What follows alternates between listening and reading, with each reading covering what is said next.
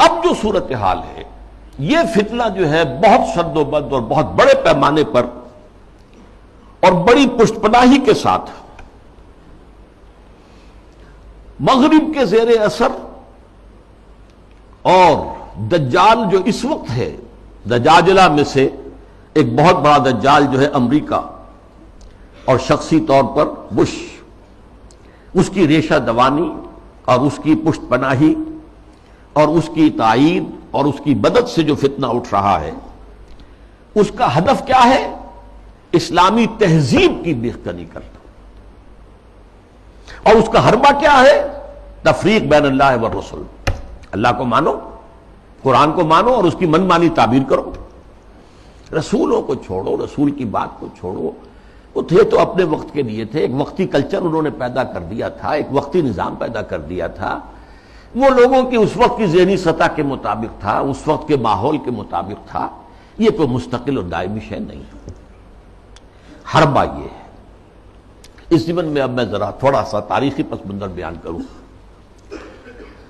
دیکھیے، اس وقت جو ہے شیطان لعین اور اس کے سب سے بڑے ایجنٹ کے ذریعے سے دجالیت جو مرحلہ وار آگے بڑھی ہے، اس موضوع پر میں تقریر اسی جگہ پر کر چکا ہوں 22 فروری 2004 کو، 2.25 سال پہلے، موجودہ عالمی حالات میں اسلام کا مستقبل کے عنوان سے۔ سب سے پہلی دجالیت جو آئی دنیا میں، وہ ریاست اور سیاست کے میدان میں آئی، سیکولرزم کے عنوان سے۔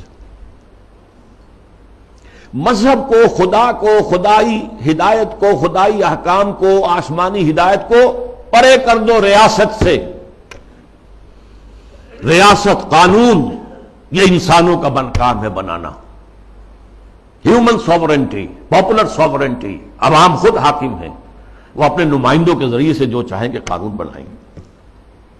رکھ دو، اللہ کو مسجد میں بند کرو اور خدا کو جو ہے جہاں چاہو بند کر دو، ہمارے ایوان حکومت میں نہیں آئے گا، ہمارے قانون ساز ادارے میں وہ نہیں آئے گا، حاکمیت اس کی نہیں ہے، حاکمیت عوام کی۔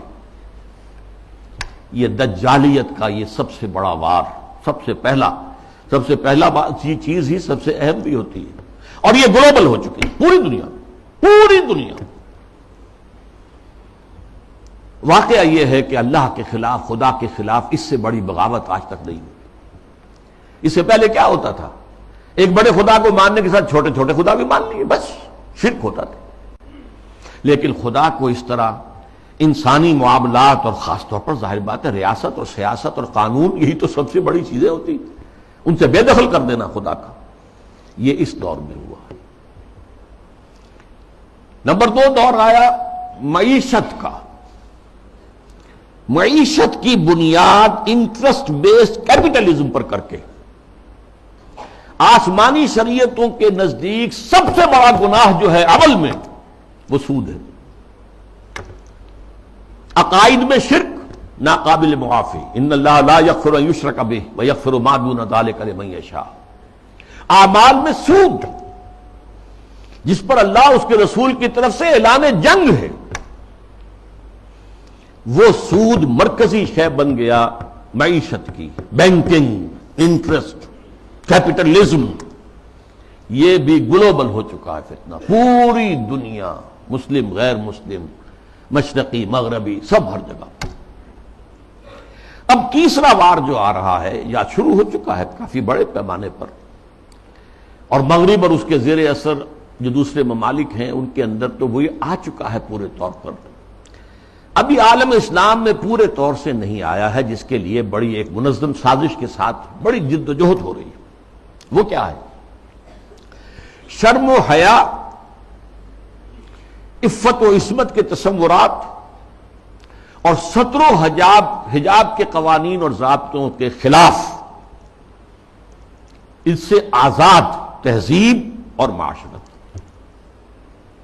جیسا کہ میں نے عرض کیا، یہ شرم و حیا، عصمت و عفت کے تصورات، کہ یہ بھی کوئی بڑی اعلیٰ قدر ہے، ستر و حجاب یہ بھی کوئی احکام ہے، ان سب کی نفی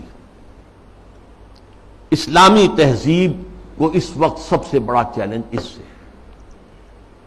اس لیے کہ یہ اسلامی تہذیب کا بنیادی نقطہ ہے، اہم ترین ہے۔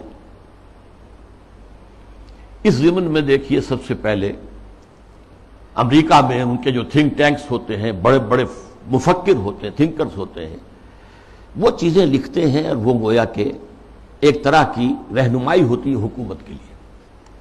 سیموئل پی ہنٹنگٹن نے لکھی کتاب، بلکہ مقالہ، تہذیبوں کا ٹکراؤ۔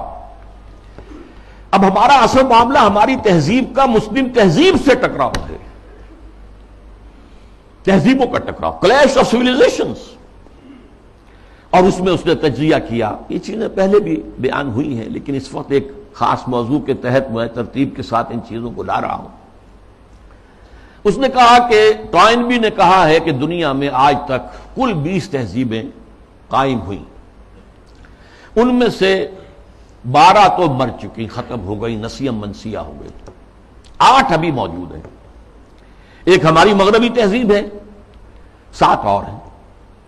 ان 7 میں سے بھی 5 تو ایسی ہیں جنہیں ہم آسانی سے ایسیمیلیٹ کر سکتے ہیں۔ انڈین سویلائزیشن آسانی سے ایسیمیلیٹ ہو گئی، وہی کلچر، وہی تہذیب، وہی بے پردگی، وہی اریانی پہلے بھی تھی اب بھی آ گئی، وہی ناچ گانا وہ پہلے بھی تھا اب اور زیادہ ہو گیا، لہذا تہذیبی ٹکراؤ وہاں تو ہے ہی نہیں۔ تو دو جو تہذیبیں ہیں وہ ہمارے لیے چیلنج ہیں، وہ لوہے کے چنے ہیں، انہیں چبانے میں وقت لگے گا۔ ایک مسلم سویلائزیشن اور ایک کنفیوشین سویلائزیشن۔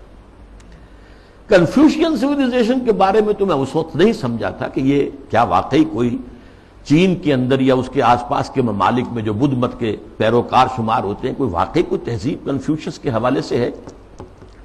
ابھی حال ہی میں نیوز ویک کا ایک پرچہ چھپا ہے جس کا مین مضمون تھا کنفیوشس کا احیاء، ریوائول۔ تو یہ ہو رہا ہے چین میں اس وقت۔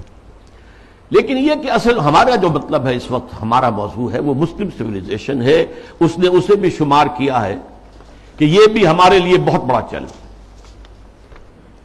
یہ دوسرا دجالیت کا دور پوری دنیا میں بھی آیا، بینکنگ، انٹرسٹ بیسڈ کیپٹلزم، اور کچھ اسلامی ممالک کے اندر بھی، جیسا کہ میں نے عرض کیا کہ اس راستے سے چور دروازوں سے داخل۔